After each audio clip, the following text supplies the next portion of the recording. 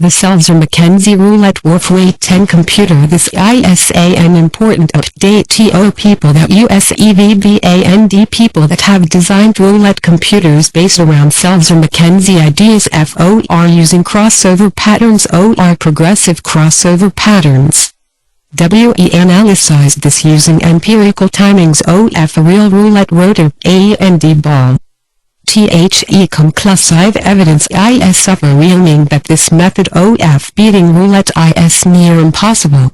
Visual ballistics is the claim that an advantage can be obtained by merely looking how many balls revolutions the ball does in one rotor revolution, or progressive ball revolutions.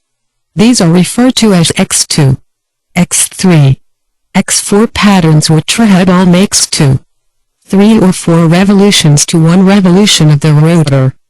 Progressive patterns, the second of maybe 3 ball, 2, 4 ball, 2, 5 ball to revolution of the rotor respectively. After extensive testing with much more data the whole of today, VB using crossover patterns or progressive patterns shows no advantage whatsoever. In fact, I was down over 8% over the trial. There is also a flaw in my logic also. I used one set of data for the ball deceleration to base my calculations on. This means that the exact same spin was spun and tested again mathematically. The new results still hold sway to some degree. But if Selzer-McKenzie's method for beating roulette was correct, then all the results in this short example would be all near each other. Which, as you can see, they are not. When tested further using real data from spins that are randomly done, the system proved worthless. Only consistent croupiers would give the desired effect. But then that would be dealer's signature. That of the same physical conditions been applied. The release point of the ball, a consistent rotor speed applied, etc. This rarely happens these days to produce an edge. Casino managers and croupier training schools now adopt sporadic styles of spinning the ball and rotor. Managers enforce this if the croupiers start getting sloppy and falling into a rhythmic pattern of execution. Combine this with the late predictive judgment of the game, and N or more bets would be called. Rotor timings consec. 2. 80,957 2. 79,394 2. 85,644 2. 88,183 2. 88,769 2. 94,628 2. 94,726 3. 041013. 011713. 042963. 13,046 3. 14,394 3. 22,265 3. 23,144 3. 32,226 3. 32,714 3. 38,378 3. 38,476 3. 50,973. 50,982 3. 57,421 3. 66,796 3. 70,019 3. 82,324 3. 85,253 3. 85,156 4. 070314. 078124. 070314. 19,531 4. 26,562 4. 38,671 4. 41,210 4. 60,839 4. 72,656 4. 85,447 4. 98,242 5. 13,281 5. 35,742 5. 50,976 5, 72,949 5, 88,281 6, 22,851 6, 50,976 6, 94,726 7, 26,674 7, 89,168, 47,851 9, 13,183 10, 4,199, and so on. These are real timings taken manually by me. As you can see, the rotor decelerates around 0.0012 fs per second. Rotor timings can be any timing you wish and can fall in between these values. All I wanted to prove is the deceleration, and with these genuine timings, see if we get a match of a crossover pattern 2x, 3x, 4x even. Progressive marching patterns will behave no differently to what I have to say here. It would be difficult to obtain a matching pattern because of drift. But if everything remained consistent, then read on greater than L ball timings taken from just one spin greater than, we will deal with the last few timings that are used in visual ballistics. Let's say the last 10 spins of any given spin a particular ball. The deceleration will also be consistent for the ball greater than 0, 41,503 0, 42,187 0, 45,214 0, 45,117 0, 48,046. Start looking for patterns here. 0, 54,199 0, 54,296 0, 60,058 0, 70,117 0, 73,046 0, 95,312 1, 16,503 1, 70,312 2, 005851, 70,312, 0, 7 of a revolution the last spin. Now using the first 9 timings, let's add 2 consecutive timings together to produce a second generation of timings. We now have greater than 2x ref equals 1, 14,354 1, 30,175 1, 43,163 1, 68,358 2, 11,815. Not one match for x2 patterns, and a rotor traveling 1 rev and 2. 80 is relatively fast. Obviously no more bets would be called if we went any further. But we can look for 3x and 4x patterns of the same spin greater than. Let's try 3x rev equals 1, 68,553 1, 84,471 2, 03212, 38,475 2, 84,861 equals 1 match nearly. To a visual player, the chance of getting a match has just occurred. It nearly matches with rotor timing 2, 85,644. Any further, no more bets would be called. So time of 3x pattern is 2, 85,644. Time of distance before ball drops equals 5, 41,209. Deceleration of rotor is equals 0, 0012 r/s. Distance of rotor would be equals 1, 8,742 revs. 0, 7 ball fraction plus 1, 5,911. Rotor fraction equals 2, 5,742. So number ball should hit is 0, 5,742/0, 0270207 equals 21. 24 pockets round it from 0 in the clockwise direction. This would be number 33. Now if we assume that we get an exact match of 3 ball timings with an exact rotor timing, we would obtain the following results greater than we could go on. But the chance of getting a match of a particular pattern is around 1 in 10 approximately. Here we have 1 in 11 covering both X2 and X3 patterns. They may be 1 for X4. But that is to dispel the chances of obtaining a match that it can be done every spin and even using progressive marching patterns or crossover patterns. The chances are pretty slim. Give me any one of the crossover patterns. Egg X2. We can't take any.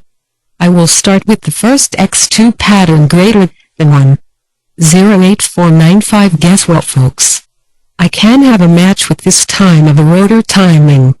In fact, any of the rotor timings or multiples off. Let's take the X3 patterns for instance from our above sample ball timings. These are then produced greater than X3 refs 1. 68,553 1. 84,471 2. 032212. 38,475 2. 84,861. So, let's assume for argument's sake, we notice over 100 spins, that we observe the 3 spins of the ball to 1 timing of the rotor matching up at least once. So we have had 5 perfect 3x crossover patterns. And the visual ballistic people believe that it is consistent and makes the ball drop off at the same place. We know the drop-off point, because the ball drops off at 0.7 rev. And it's consistent, folks, because visual people only play titled wheels. But we have to calculate where the rotor will be when the ball drops. We can do this from the information above and calculate further consecutive rotor timings and where the rotor will be when the ball drops. Let's take the first crossover pattern X3, 0. 54,199 0. 54,296. It is 1. 68,553 0. 60,058 0. 70,117 0.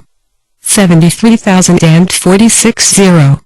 95,312 1. 16,503. Add all the time up to produce the time that it takes the ball to drop equals 8. 96,187 sec 1.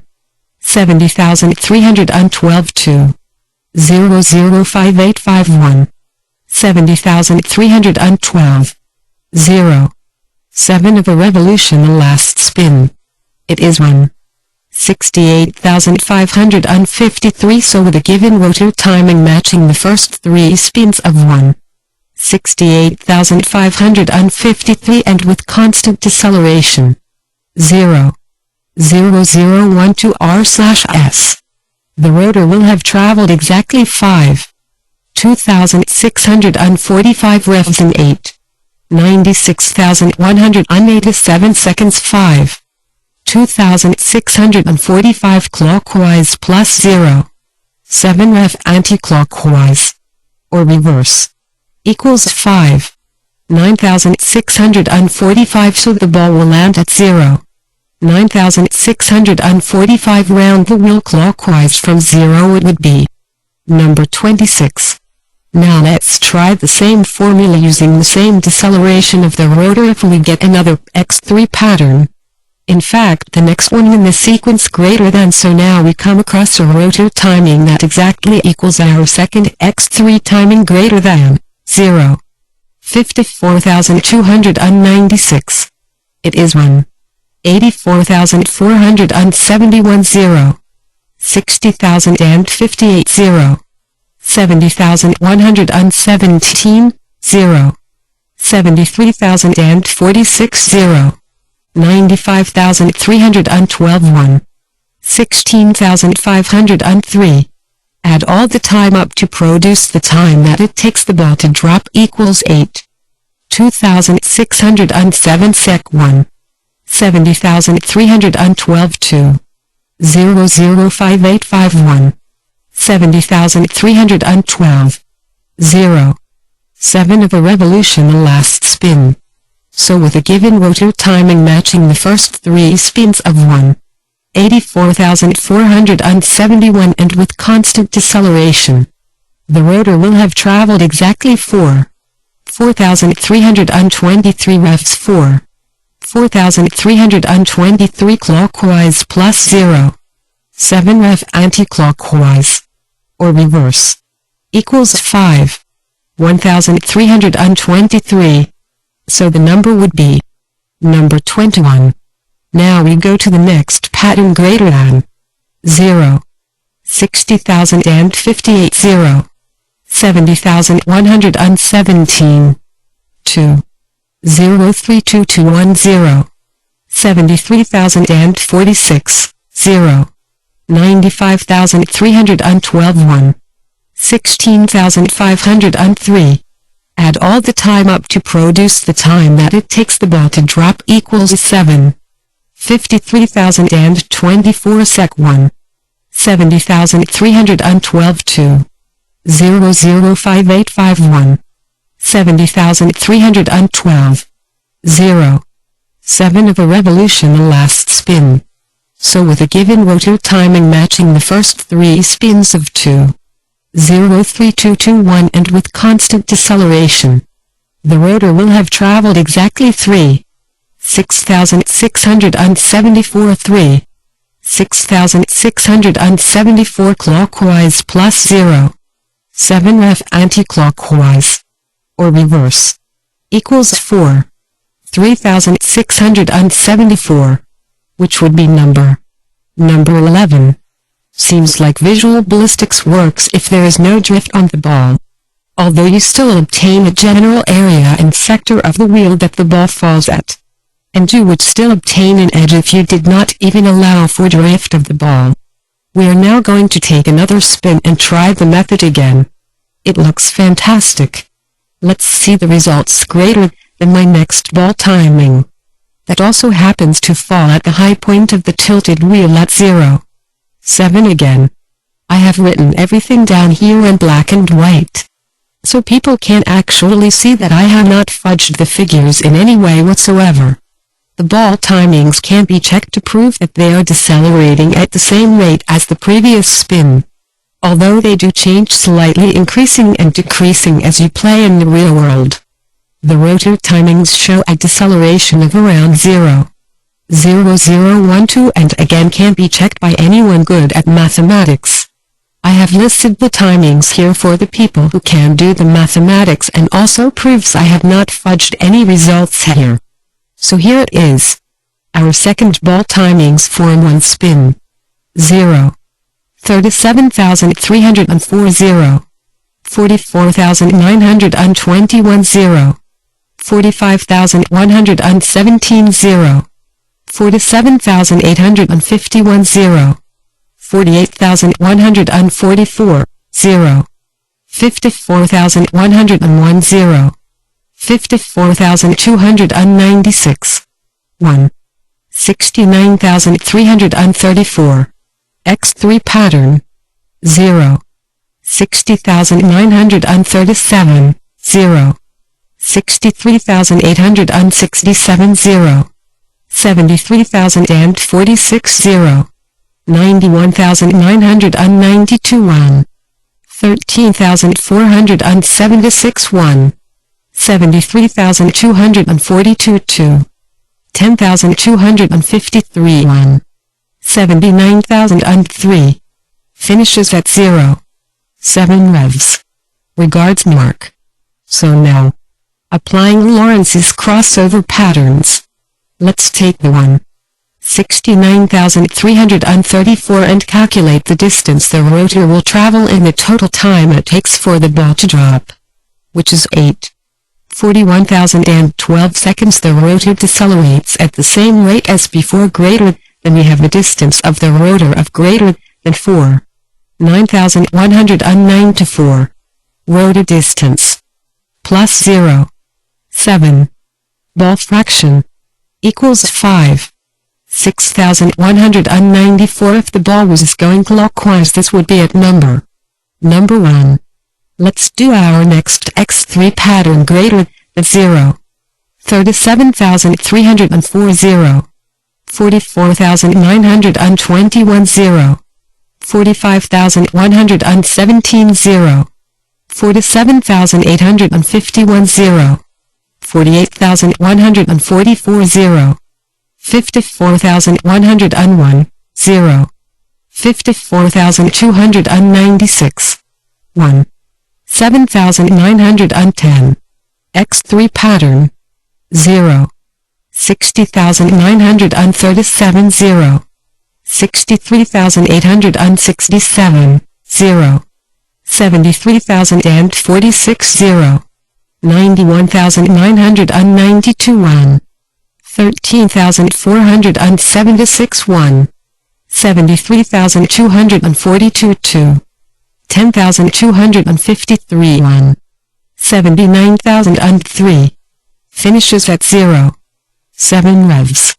So now, applying Lorenz's crossover patterns. Let's take the 7,910 and calculate the distance the rotor will travel in the total time it takes for the ball to drop, which is 67,966 seconds. The rotor decelerates at the same rate as before. Greater than we have the distance of the rotor of greater than 4. 2,485. Rotor distance plus 0. 7. Ball fraction equals 4. 9,485. That's a round number. Number 3.